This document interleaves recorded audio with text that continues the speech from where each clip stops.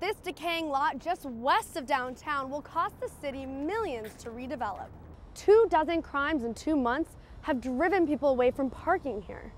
It concerns researchers enough, they suggest thinking twice before filling up your next cup. Wonderview said it would build a baseball field out here in the summer of 2010, but as you can see, that hasn't happened. The trailer was carried about 1/4 mile and dropped here right in the middle of these two houses. It destroyed one room in this house and practically half of the neighbor's house.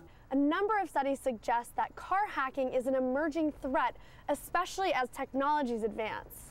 Organizers say something as simple as traffic cones just like these might save the next child's life. We had reporters live in the field and the Channel 8 chopper up in the air during the storm. And as a result, our Facebook page was flooded with comments. Holy moly! This tornado didn't even hit Mrs. Johnson's house. But it dropped some stuff off.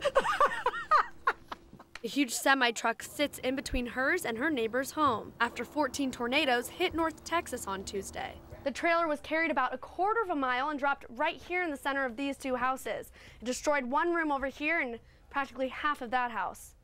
Her attitude might surprise you. You take it with a grain of salt and you keep moving. What can you do? But that's how most people are reacting. Just a bunch of damage. 15 miles south, a tornado did hit Mary Scott's home in Lancaster. Everything I got, clothes and everything is still, I guess, still in there. That's what I wanted to see, because I still got on the same thing I had on when the tornado came. She took cover in her closet. How did we survive it? I can imagine, because I was inside the house when the tornado came. And is one of the 150 residents fortunate enough to be allowed to return to her home. A glass cabinet sits untouched in her living room. All my angels are still standing strong. She said they're the reason she's alive. They've been my protector ever since I've been in here. Wesleigh Ogle, Channel 8 News.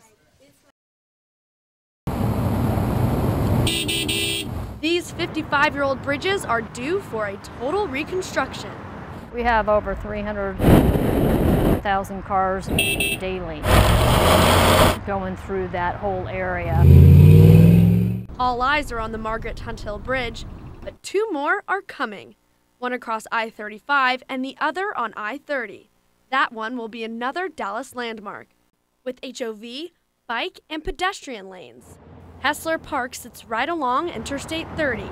2 years ago, TxDOT installed sound walls and rubber-surfaced roads to keep cars quiet. As you can hear right now, it just seems like white noise and it's close to rush hour. But now they're building 16 additional lanes.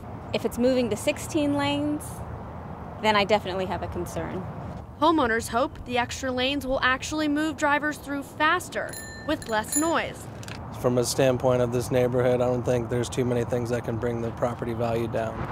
Residents hope their voices are heard, so the cars are not. TxDOT says this will be a 3-year project starting at the beginning of next year. And in total, it'll cost over $800 million. Wesleigh Ogle, Channel 8 News.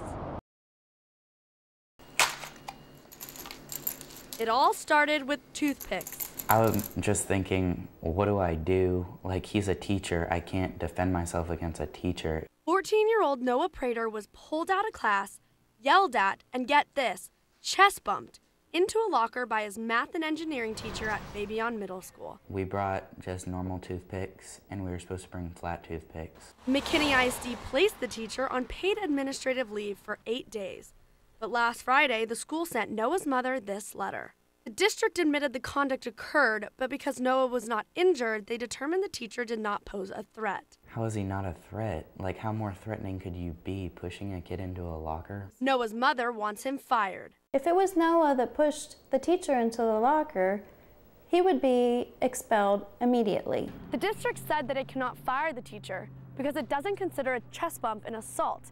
And because no one else on campus is qualified enough to teach the course, the district decided to give him another chance. He obviously has an unpredictable personality with these kind of violent outbursts coming from nowhere. It's going to come from toothpicks. What's going to bring it on next? The school's solution?